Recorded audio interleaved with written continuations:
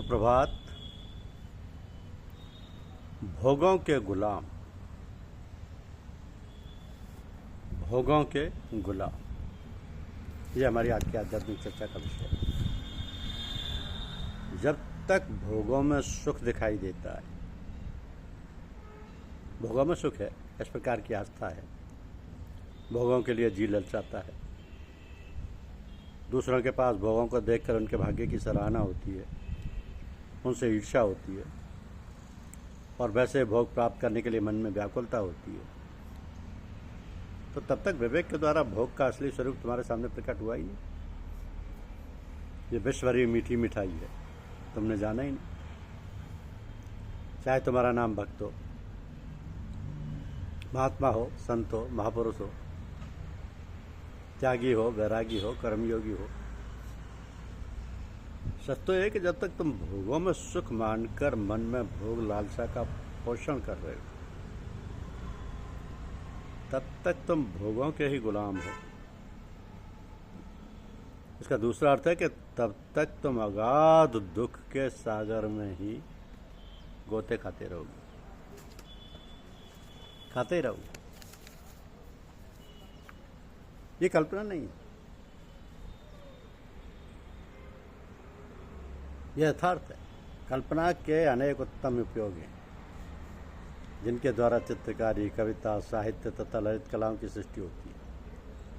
मनुष्य के दुष्प्रवृत्तियों का बहिष्कार होता है और उसके सौंदर्य भावना विकसित होती है। शेक्सपियर ने अपने नाटक जूलियस सीजर में एक स्थान पर लिखा है कि जो व्यक्ति न हंसता है, न समाज के निकट संपर्क में रहता है और न ललित कलाओं जैसे संगीत, चित्रकला, अभिनय, वादन, नृत्य, साहित्य में अभिरुचि रखता है, वो व्यक्ति भयंकर घातक है। वो चुपचाप अंदर ही अंदर नाना प्रकार के विचारों में संलग्न रहता है। ये संभव है कि वह व्यक्ति दुर्भावनापूर्ण कल्पनाओं का शिकार हो और हानि पहुंचा दे। अब दुर्भावनापूर्ण कल्पना के अनेक स्वरूप होते हैं। यदि इसका दूसरे व्यक्ति पर आरोप किया जाए तो भले से भले व्यक्तियों को भी गलत समझा जा सकता है। सामाजिक जीवन में जो गलतफहमियां फैलती हैं, उनका एकमात्र कारण दूसरों के विषय में दुर्भावपूर्ण कल्पनाएं ही हैं। तो हम समझते हैं कि अमुक व्यक्ति हमसे ईर्ष्या करता है, हमारे व्यवहार में त्रुटियां निकालता है, हमें हानि पहुंचाएगा, न जाने वो हमें कब हानि पहुंचा दे, तो इस व्यक्ति से दूर रहना चाहिए इत्यादि। ये सब मिथ्या कल्पनाएं हैं, जिनका विषैला प्रभाव दूसरे के मन में और वातावरण इत्यादि पर पड़कर गलतफहमी उत्पन्न करता है। दरअसल ये संसार एक दर्पण है। इस प्रकार के दुर्भावनाओं का कारण आरोप है, यानी प्रोजेक्शन है। आरोप से अभिप्राय यह है कि जैसी भावना स्वयं हमारे अंतर प्रदेश में होती हैं, जैसा हम स्वयं अपने बारे में सोचते, विचारते या कल्पना करते हैं, उन्हीं को दूसरे में प्रतिबिंबित देखते हैं। वह दुर्गुण, काम, क्रोध, घृणा, ईर्ष्या, द्वेष भाव स्वयं हमारे अंदर वर्तमान है, किंतु हम अपने दोष न देखकर उन्हें दूसरे व्यक्तियों पर आरोपित करते हैं।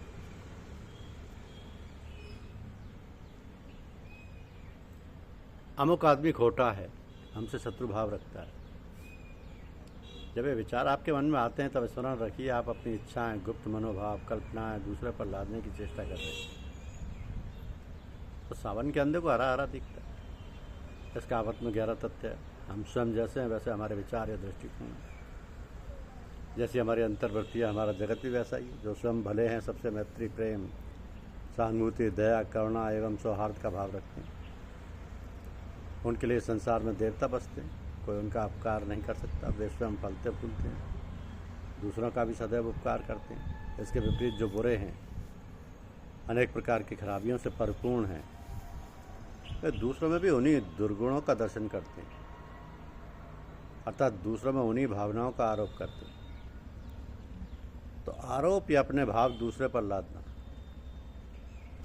अपने दुर्गुण या रुद्र गुणों को दूसरों में आरोपित करना मानव का मनोवैज्ञानिक स्वभाव है। वो अपने स्वभाव से आसानी से मुक्ति नहीं पा सकता, अतः संसार में निज प्रतिबिंब का ही अवलोकन करता रहता है।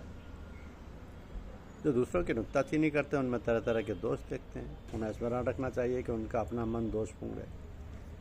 ईर्ष्या, द्वेष, छिद्रान्वेषण की प्रवृत्ति का अर्थ है कि मन में बहुत दिनों की गंदगी इकट्ठी हो गई है। इस गंदगी को दूर कर देना चाहिए। दूषित विचारों का दूसरों पर आरोप करने से संसार बुरा प्रतीत होता है।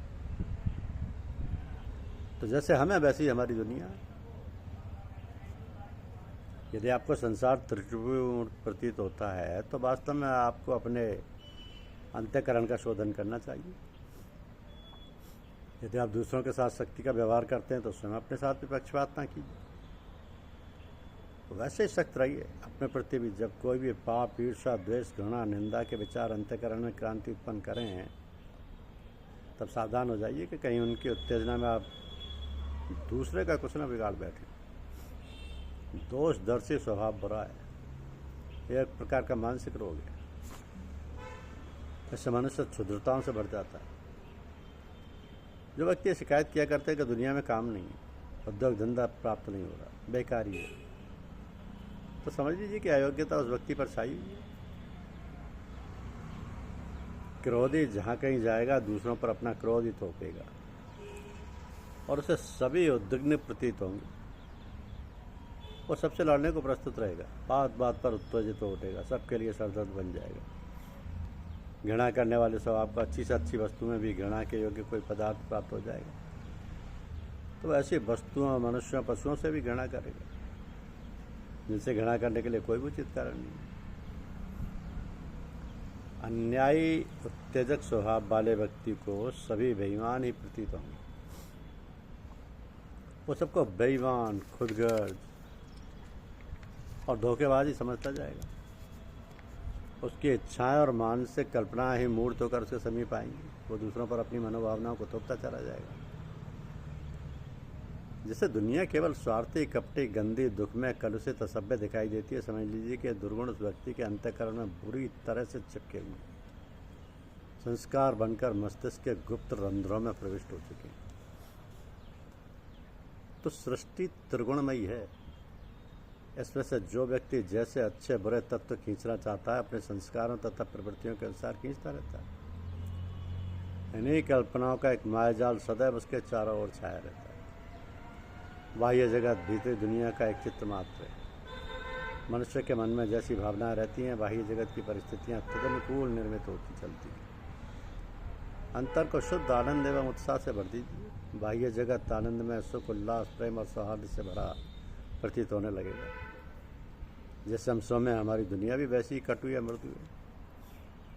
यदि हमें अपने अंतर तथा बाह्य वातावरण में शांति स्थापित करनी है, अपने जीवन को संतोष, शांति, उल्लास आदि दैवी संपदाओं से भर देना है, तो हमें इन सद्गुणों के बीच स्वयं अपने अंतःकरण में बोने चाहिए। दुखित विचारधारा का उन्मूलन कर देना चाहिए। दुर्भावनाओं के संकीर्ण दायरे से निकलकर समानता, एकता और प्रेम के विस्तृत दायरे में निवास करना चाहिए। युद्धों का मूल कारण दूसरों के हितों को परवाह न कर अपना स्वार्थ साधना है।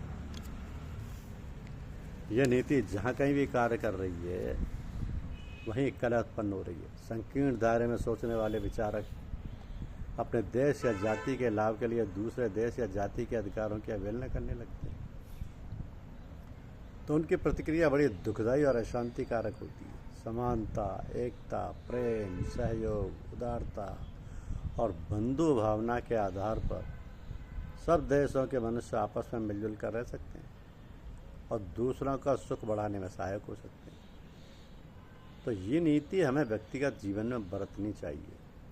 हम दूसरों में समानता, एकता, प्रेम, सहयोग, उदारता, बंधुत्व के गुणों की परछाई देखें, उन्हीं को व्यवहार में लाएं।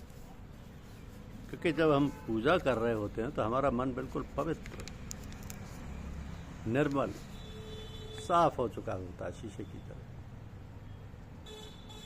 और साधना में जितने तल्लीन रहते हैं उतना ही हमारे औरों के प्रति प्रेम बढ़ता है, आकर्षण बढ़ता है।